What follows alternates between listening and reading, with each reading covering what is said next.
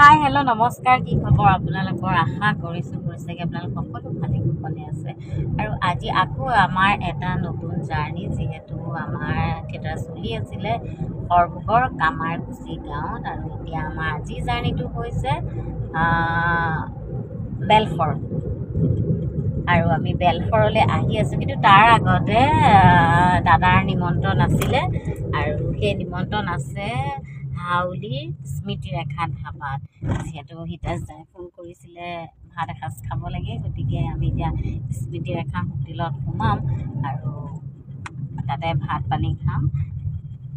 গতিকে আমি গৈ আছোঁ। তাৰপিছৰ পৰ্যায়খিনি আপোনালোকে দেখি থাকিব, চাই থাকিব। এইখনেই হৈছে স্মৃতিৰেখা ধাবা হাউলীত থকা। আচলতে আমাৰ কেমেৰামেনজনে ভালকৈ আপোনালোকক দেখাব পৰা নাই, যিহেতু তেওঁ মোবাইলটো লৈ আছিলে। আৰু মই আৰু তাৰ যিজন অ'নাৰ দীপক দা, আমি দুয়োজনে বহি কথা পাতি আছিলোঁ। আচলতে এই জেগাখিনি সৰু ল'ৰা ছোৱালীৰ কাৰণে বৃহতেই উপযোগী, মানে খেলা ধূলা ফুৰা চকা কৰিবলৈ ভাল, ধুনীয়াকৈ সজাই থোৱা আছে। খেলিবৰ কাৰণেও কিবা কিবি বহুত আছে, ঝুলনা আছে, বাকী গোটেইখিনি আছে। বৰ্তমান স্মৃতিৰেখা ধাবাত আছোঁ, হাউলী হয় নেকি। আৰু আজি ধাবাত খাবলৈ লৈছোঁ। আৰু গোটেই আমাৰ ট্ৰিপটো আমাৰ হিতেশ দাৰ, ধন্যবাদ হিতেশ দা।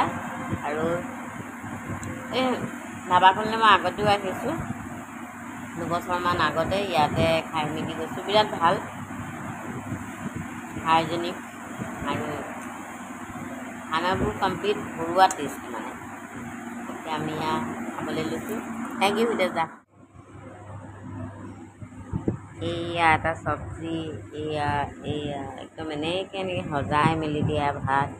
এইফালে খাইছোঁ লোকেল চিকেন, এয়া আছে চাটনি কিবা কিবি। সেইফালে এয়া এখন দাইল, এয়া ভেদাইলতা, এয়াও এইফালে দাইল, এয়া চব্জি, এইফালেও দাইল, এয়া চবেই আমি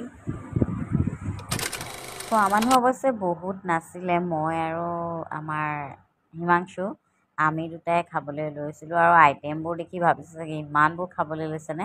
আচলতে সেইটো কথা নহয়, তেওঁলোকে এনেকৈয়ে দিয়ে ধাবাখনত। আৰু বিশেষকৈ থলুৱা জুতিটো বেছি। ইয়াতে আপোনালোকে যি খাব বিচাৰে সকলোখিনি থলুৱা বস্তুৱেই উপলব্ধ। দাদাজনক 2বছৰ মূৰত লগ পাইছোঁ, গতিকে আমাৰ বহুত কথা ওলালে। আৰু দাদাজন বিৰাটেই ভাল। মই আচলতে মানে ধাবাখনৰ প্ৰমোশ্যন কৰা নাই, কিন্তু তথাপিও এটা কথা ক'বই লাগিব যে যেতিয়া আমি ক'ৰবালৈ যাওঁ, ক'ৰবাত সোমাওঁ, তাৰ যেতিয়া ব্যৱহাৰ পাতিৰ পৰা আদি কৰি খোৱালৈকে সকলোখিনি যেতিয়া আমি ভাল পাওঁ, তেতিয়া আমি এনেই ভাল লাগে কাৰণে প্ৰমোট এটা কৰি দিওঁ। কিন্তু সেইবুলি এইটো প্ৰমোট কৰা নাই। কিন্তু দাদাজন আমাৰ নিজৰ নহয় যদিও কেতিয়াবা কয় নহয়, কিছুমান মানুহ পটককৈ ভাল লাগি যায়, নিজৰ নিচিনা লাগি যায়। গতিকে সেই দাদাও খুব কম সময়তে আমাৰ নিজৰ নিচিনা হৈ গ'ল। আৰু দাদাই খুব ডাঙৰ এখন ৰিজৰ্ট বনাই আছে, য'ত এতিয়া স্মৃতিৰেখা ধাবাখন আছে তাতেই হ'ব। বেকগ্ৰাউণ্ডত বনাই আছে খুব ডাঙৰকৈ 5 মহলকৈ। কিন্তু দাদাৰ এটাই প্ৰশ্ন, মোক আহি পাওঁতেই গালি পাৰিছে। মোক হেনো দেখি পেলাই কৈছে কিমান দিন খোৱা নাই, কিয় চকু তকু সোমাই গৈছে। আৰু খবৰ যে নিদিলোঁ সেইকাৰণে তেওঁ খুব গালি পাৰিছে। খানা খাই হ'ল আৰু তাৰ পৰা এতিয়া আমি ওলাই দিলোঁ বেলশৰৰ ফালে। কিন্তু মই বেলশৰত প্ৰথম আহিছোঁ আৰু আহি এনেকুৱাই ভাল লাগিছে। এয়া চব কি ধুনীয়াকৈ বাটে বাটে বেনাৰবোৰ দেখিছোঁ। অকল মোৰ মানে আমাৰ বেনাৰেই নহয়, কেইবাখনো থিয়েটাৰৰ বেনাৰ লাগি আছে যেনি তেনি। আৰু পূজা যিহেতু, গতিকে পূজাৰ এইবোৰ চাওকচোন, লাইটিং কিমান ধুনীয়াকৈ বনাই থৈছে চাৰিওফালে। আৰু ইয়াতে মানে বেলশৰত এই প্ৰথম পূজা লগতে থিয়েটাৰ, মোৰ জীৱনৰ প্ৰথম। আৰু য'লৈ আহি আছোঁ সেয়াতো আৰু ডাঙৰ। মানে আপোনালোকে ভিডিঅ'টো শেষলৈকে চাই থাকিলে নিশ্চয়কৈ গম পাব ইমান ধুনীয়া লাগিছে মানে। আৰু ৰাতি হ'লেতো আৰু মজা লাগিব। এতিয়া ইয়াত দিনতেই ভাল লাগিছে, ৰাতিটো লাইটৰ পোহৰত কিমান যে ধুনীয়া দেখিব নহয়, তাকে মনতে ভাবি আহিছোঁ। আজি অৱশ্যে ভাগ্যও দেই, এনেকৈ পূজা লগতে থিয়েটাৰ একেলগে। আৰু বেলশৰৰ পূজা সকলোতকৈ ডাঙৰ বুলি কয়, গতিকে এই পূজাভাগ চাবলৈও পাম। কিন্তু এটা দুখৰ বিষয়ো যে পূজাটো ইমান ভালকৈও হোৱা নাই, যিহেতু আপোনালোকে সকলোৱে গম পায় কি হৈ আছে। যি নহওক, আমি আহি পূজা মানে আমাৰ থিয়েটাৰৰ পেণ্ডেল পালোহি। আৰু লগতে এতিয়া আমি য'ত থাকিম সেয়াও পামহি। আৰু এয়া চাওক, যেনি তেনি মুঠতে আপুনি দোকান বজাৰ পূজাৰ মণ্ডপ লগতে বেনাৰ। আৰু এইয়া হৈছে বিল্লেশ্বৰ দেৱালয়, দেখিলেনে? তাৰ সন্মুখেদিয়ে গৈছোঁ, মানে মই বিল্লেশ্বৰ দেৱালয় কাষতে থাকিম, সেইটোও মনটো ভাল লাগি আছে। এয়া চাওক, ইমান ধুনীয়া, সকলো ফালেই মুঠতে ৰঙীন ৰঙীন পোহৰ লাইট। আৰু এয়া আহি এতিয়া মেকআপ ৰুম মানে গ্ৰীণ ৰুম পালোঁ, আৰু এয়া সকলোখিনি উলিয়াই লৈছোঁ, লগতে খোৱা বস্তুও লৈ লৈছোঁ। খুব ভোক লাগিছিলে।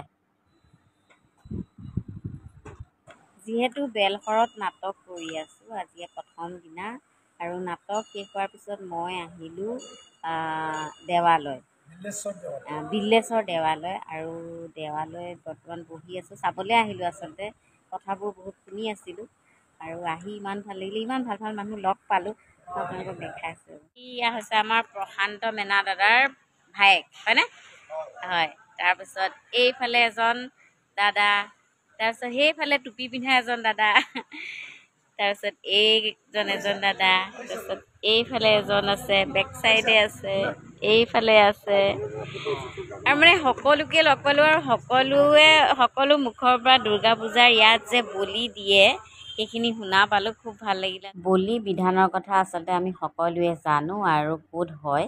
এইখিনি মই য'ত বহি আছোঁ সেইখিনি জেগাতে একচুৱেলি বলি দিয়ে, আৰু চাবলৈ ইচ্ছাটো আছিলে, ভয়ো লাগে বাৰু, কিন্তু তথাপিও আমাৰ যিহেতু ইয়াতে চোৱাৰ মানে ভাগটো নহ'ব, কিয়নো আমাৰ ইয়াতে নাটক শেষ হ'ব কালিলৈ, গতিকে পিছত আৰু কেতিয়াবা যদি ভাগ্যত থাকে আকৌ দেখিবলৈ পাম। যি নহওক, খুব ভাল মানুহ লগ পাইছোঁ, কথা পাতিছোঁ, খুব ভাল লাগিছে। চাই থাকোঁ। এয়া বিল্লেশ্বৰ দেৱালয়ৰ, এয়া চাওক কি ধুনীয়াকৈ লাইটিং কৰি থৈছে, চাৰিওফালে একদম লাইট লাইট লাইট লাইট, কেনেকুৱা মজা। এয়া চাওক কি ভাল লাগিছে, বিৰাট ধুনীয়া। জীৱনত প্ৰথমবাৰ এনেকৈ দেৱালয়ত ভৰি দিছোঁ, তাকো পূজাৰ সময়ত। গতিকে এনেইতো বোলে ইয়াতে মানুহ ইমানেই হয়, বিধি বাট নোপোৱা, কিন্তু এইবাৰ পৰিস্থিতিটো অলপ বেলেগ, সেইকাৰণে এতিয়ালৈকে যিহেতু মানুহ নাই, আৰু এয়া হয়তো মানে ষষ্ঠী দিনাৰ সম্ভৱত, গতিকে চাওকচোন, কিন্তু লাইটিংবোৰ ইমান ধুনীয়াকৈ লগাইছে, সকলো হৈছে, খালি মানুহ নাই। যি নহওক, এইবাৰ পূজা উকাকেই গ'ল, যিহেতু আমাৰ মৰমৰ জুবিন দা নাই, আৰু জুবিন দা অবিহনে আচলতে ৰং ৰহইচ কৰা সেইটো সকলোৰ কাৰণে সম্ভৱ নহয়।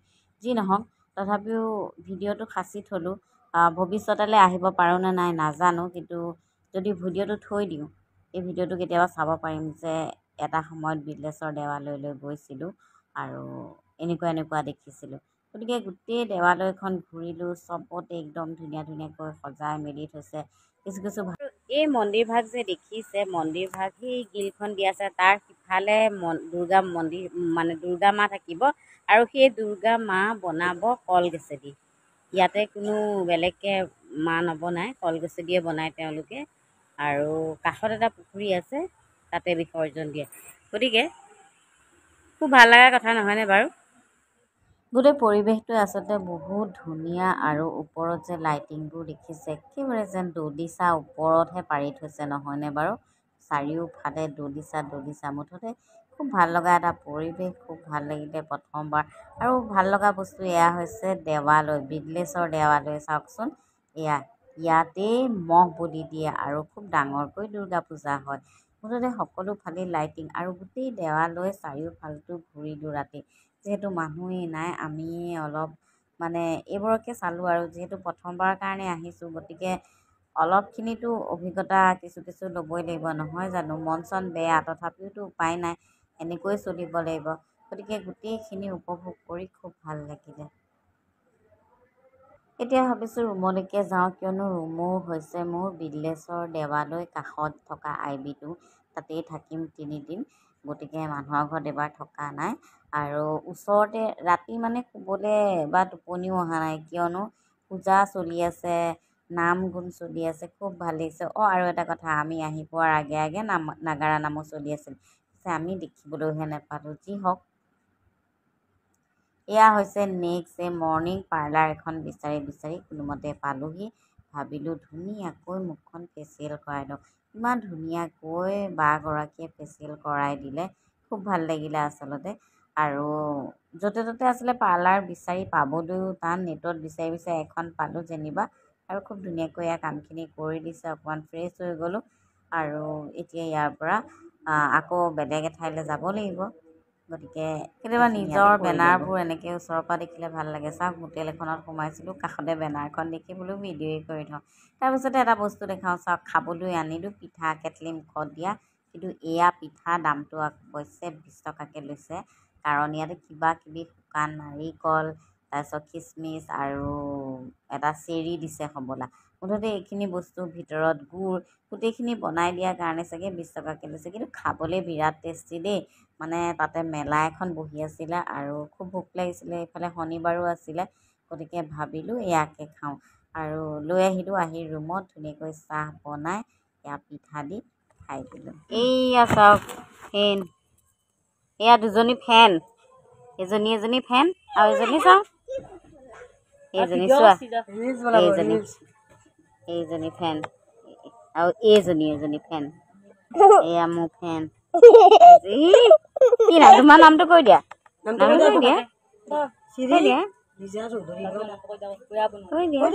বেয়া ছোৱালী নেকি? নমস্কাৰ দি কিনে নমস্কাৰ দি কৈ দিয়া, নমস্কাৰ দি দিম, তাতে উঠাই নিম। নমস্কাৰ দি নামটো কি নাম? নমস্কাৰ, মোৰ নাম ধনু নাম, আৰু তোমাৰ? তোমাৰ নামটো কৈ দিয়া। এইফালে ইজনী কোন? মই যে কৈছিলোঁ নাগাৰা নাম চলি আছিলে, কিন্তু চাবলৈ নাপালোঁ। কিন্তু গোটেই নামঘৰটো মানে মন্দিৰটো যেতিয়া ঘূৰিলোঁ, তেতিয়া এয়া নাগাৰা নামৰ পাৰ্টি গোটেই ছোৱালীখিনি আহিলে ফটো উঠিবলৈ। খুব ভাল লাগিলে দেই তেওঁলোকক লগ পাই। আৰু এয়া হৈছে কমিটিৰ গোটেই দাদাসকল, বিষয়ববীয়াসকল, আৰু সকলোৱে মিলি বোলে ফটো এখন উঠোঁ। মই বোলো এই চেগতে ভিডিঅ'টো কৰি থওঁ, মোৰ ফেচবুকতো এই ভিডিঅ'টো সজীৱ হৈ থাকিব, আগলৈ সকলোৱে দেখা পাব বুলিয়ে ভিডিঅ'টো কৰিলোঁ। মৰ্ণিং এতিয়া চাহ খাব লাগে, গতিকে যিহেতু লগত বস্তু আছিলে, এয়া চাহ বনাম। আৰু এতিয়া ৰাগদা আৰু মই হিমাংশু চাহ খাম। যিহেতু ৰাগদা, মই, হিমাংশু আমি একেটা আইবিতে আছিলোঁ। আৰু ৰাগদাই ৰাতিপুৱা গৈ এয়া চিকেন লৈ আহিলে, আৰু এয়া ৰাগদাৰ গেছতে এয়া কেৰাহী চেৰাহী লৈ গোটেই মাংস বনালোঁ, মই আৰু ভাত বনালোঁ। গতিকে আমি তিনিটাই ভাত পানী খাই ধুনীয়াকৈ ইয়াৰ পৰা আমি নেক্সট পেণ্ডেললৈ বিদায় ল'ম। আৰু চিকেন ধুনীয়াকৈ বনাবলৈ লৈছোঁ, যিহেতু এনেকুৱা অৱশ্যে পাৰ্টি নিচিনাই হ'ল, আৰু খায়ো ভাল লাগে নহয়নে? অকলশৰীয়াকৈ যেতিয়া থকা যায় সকলোৱে মিলি। মই কি পিন্ধি আছোঁ আপোনালোকে মাইণ্ড নকৰিব, কিন্তু কামটো কি কৰি আছোঁ সেইটোহে চাব। যিহেতু বাহিৰত আছোঁ আৰু থকাৰ কোনো গতি নাই, এনেকৈয়ে থাকিব লাগিব। সেইটো ৰাগদাৰ ৰুম, যেনে তেনে আমি আছোঁ। আৰু চিকেন বনাই আছোঁ, মুঠতে চিকেন প্ৰায় হওঁ, কিন্তু ইয়াতে কোনো ধৰণৰ মছলা নাই, অকল আদা নহৰু অকণমান জালুক দিছোঁ। কালাৰ চালাৰ একো দিয়া নাই, গতিকে তেনেকুৱা লাগিছে। আপোনালোকে নাভাবিব আকৌ চিকেনটো ইমান বেয়া বনাইছে, সেইটো নহয়। আচলতে বাহিৰত আছোঁ যে, সেইকাৰণে মছলাটো কমকৈ খাইছোঁ, কাৰণ ক'ৰবাত ঘপককৈ কিবা এটা হ'লে আকৌ নিজৰে বিপদ হ'ব। সেইকাৰণে সদায় বাচি খাবা, জাগি শুবা বুলি কথা এষাৰ আছে।